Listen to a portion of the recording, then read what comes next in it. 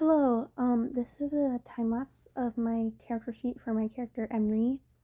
The S is silent.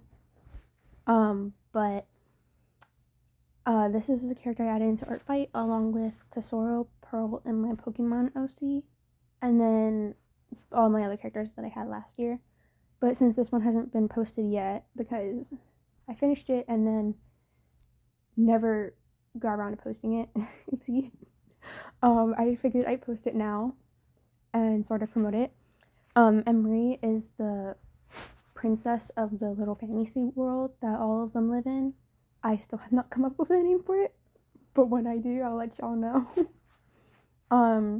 Her hair changes colors based off of the emotions she's feeling. All of them are listed in the character sheet, and if you are on Wi-Fi looking at the character, the hair is colored on each one. Like there's pictures of each hair color as well. But it's to represent her emotions. And so I believe there's 5 main emotions that her hair changes colors to, and then for emotions that are like mixed in between some of those, the hair color is kind of like a mixed color. So like if she's going from one emotion to the other, like her hair starts changing, but it's not like a boom, it's changed type of thing. It's like a slow residual type of thing. And then like if there's one that is like not mixed in anything, it just kind of goes with the color that's closest for the emotion she's feeling.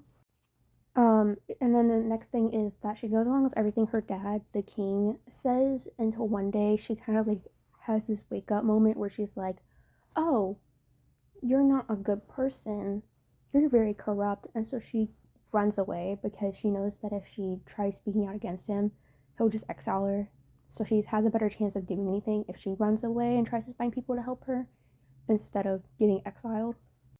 With the strength of her abilities, she's very goddess-like, which is a prominent theme in the royal family, is their powers are so powerful that their subjects kind of have no choice but to listen to them, because as far as they're aware, nobody is powerful enough to fight back. There's still obviously like people who are against them, but they're more silently against them. And her powers are kind of like a force, like think like Star Wars basically, but it gives off a sort of like pink aura.